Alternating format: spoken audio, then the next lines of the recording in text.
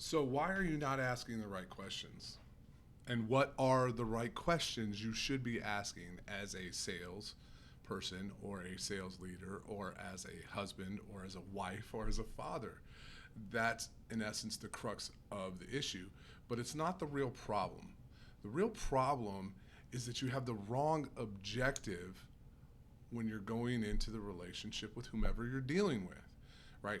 In sales, our objective that causes us a great deal of stress and a great deal of failure is we want to close the deal. And don't get me wrong, I mean, I want to close the deal too.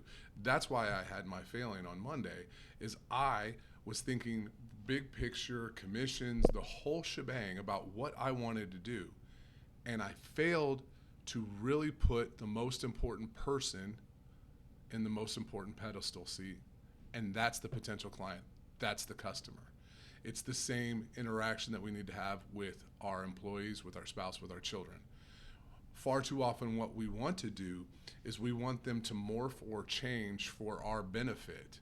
We want the client or customer to buy our product because a lot of times this even happens even more so when you're fanatical about your product because you know that it works. You just want to go tell instead of sell. What you need to do is understand their reasonings and their whys. And if we can change that, then from our objective is to understand the client's wants and needs, the employee's wants and needs, then we can frame the questions that better suit them and we can develop some connection that will help us close deals. We can develop connections that will help them grow as an employee or build a better relationship with our wives or our children. And here's what I mean by that.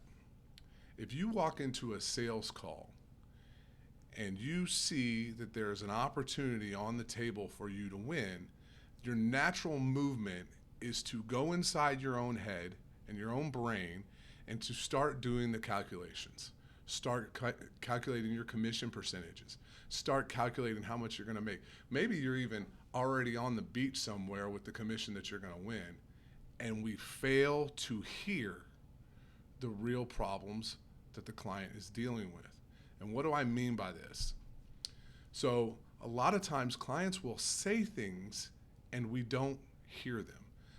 The reason why I put in the last video, and I said over and over again that we're not asking the right questions, your question should have been to me, what are the right questions? Because I said it 4 or 5 times, and that was on purpose, that was intentional. Clients will say things to us when we are meeting with them, and the things that they need, they will say things over and over again. And I'll use a very broad spectrum term like efficiency. A client will talk about, well, we need to improve efficiency. Efficiency is important to us. And if you don't stop to ask, what does efficiency mean to you?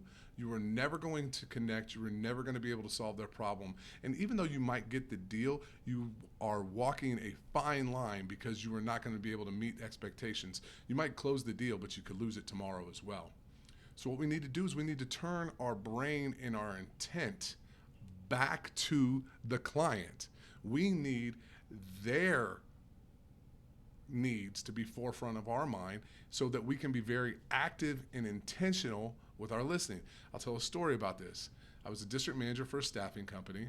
We had a client of ours, already a client, this is just relational. Does it work in sales? Absolutely, but it works relationally across the board. So we had a client in sales, in staffing, and they worked the docks. And so the dock workers would start at 7 a.m. And we were having some troubles like fulfilling orders and doing the job well. And so I meet with Raul, and to paint a picture, Raul looks like he could have been in any biker gang in America. 6 foot, 240 pounds, cut out of stone, bulky, tough looking dude, bald except for the square patch on the back of his head that led to a ponytail that wrapped down around his neck that looked like it could have been a python to go with his python arms and his tattoos everywhere. But the guy was as nice as could be. But as we were meeting with Raul, he said over and over and over again that timeliness was important. Now, mind you, I'm a Gen Xer, right? Gen Xers and boomers, timeliness is important because timeliness is important. You never ask why you had to be on time. It's because dad said so, right? Or because your boss said so, or because your coach said so. But he said it 4 times, and finally, and I'd actually just gone through the sales training class on this same stuff that I'm teaching you. And so I asked Raul, it's like, why is timeliness so important to you? And he said, Kevin, it's a safety concern. And it about floored me. I'm like, whoa, how can timeliness be a safety concern? And the issue is that their folks start at 7, whether our people are there or not, and they need multiple people to move the things off of the ship.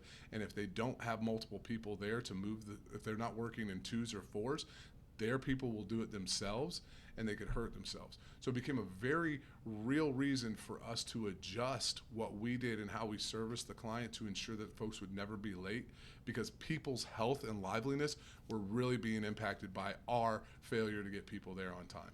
And there was some other extenuating circumstances from a timeliness standpoint. I won't get into that, but you better believe when we heard that, when we understood that, it resonated so much more. We don't want anybody to get hurt because we didn't get somebody there on time. So if you can remove yourself and start listening to your clients when they say things and stop assuming, you're going to grow as a salesperson. Now, how can we put this in context as a leader? I got 2 more stories here. One as a leader, one as a dad, okay? So as a leader, think about this. Timeliness, another situation that happened in my lifespan. I had an employee who came in. They were about 20 minutes late. I could not believe that they were late. Again, they had a little bit of trouble with timeliness. And I immediately started ripping into her. I'm like, what is going on? You know, we talked about it. We started, your job starts at 8:30. I need you here at 8:30. I might have to write you up. I might have to potentially, do all this. And she got very defensive. She didn't give me any excuses. The whole day, just disconnected. Finally, I circled back with her. I said, hey, I might have been a little bit harsh this morning, but what happened? And she goes, well, I got a flat on my way to work. I was like, well, why didn't you call me? She goes, because my phone charger did not sit properly in my phone on my nightstand. So my phone died while I was sleeping. So I couldn't call you to tell you I was going to be late. I had to walk over to a shop to help. I was going to be 15 to 20 minutes early, but I had to walk over to a place and get some help for somebody to help change my tire so I could be here. And I was like, well, why didn't you have a car charger? Well, the car charger was actually replacing her phone.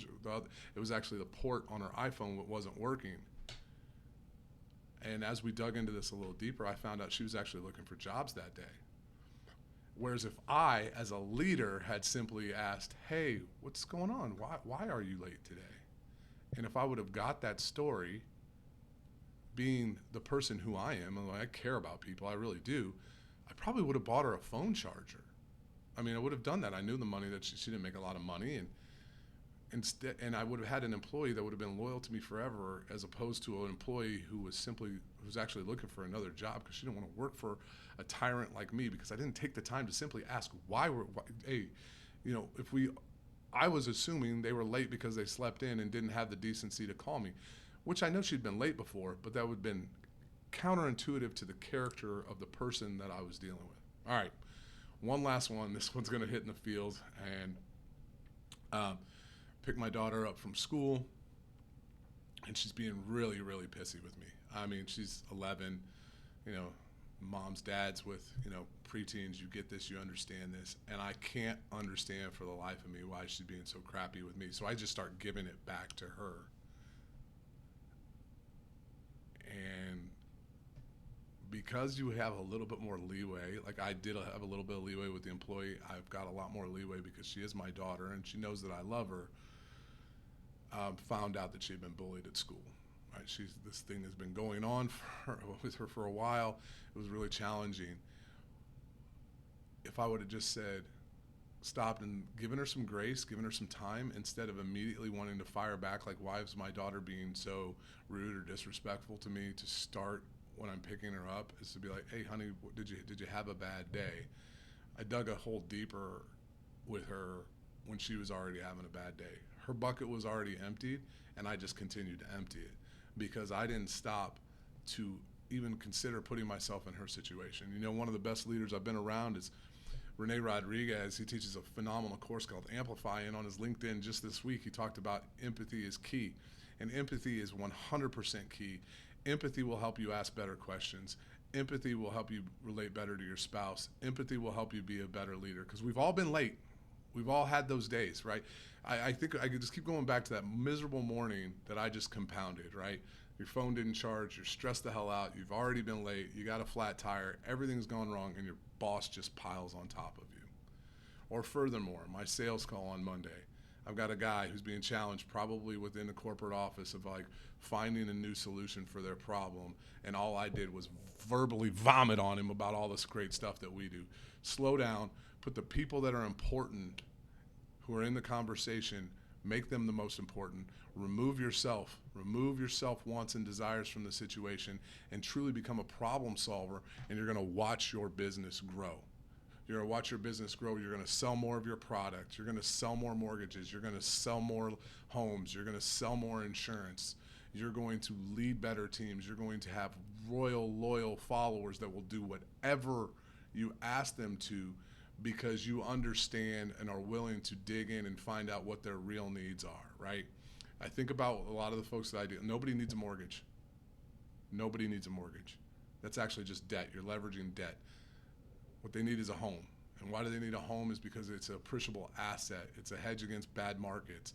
It's something they can sell if something goes wrong. It's something they can refinance and borrow against. It's something that maybe there's been a desire of theirs to, have a dog and a fence and all the things. Like, you got to understand the why behind what your customers are doing, what you're doing, and your business will grow. Thanks for tuning in for another one of these episodes. We'll be back tomorrow. Subscribe, hit all that good stuff. We'll talk soon.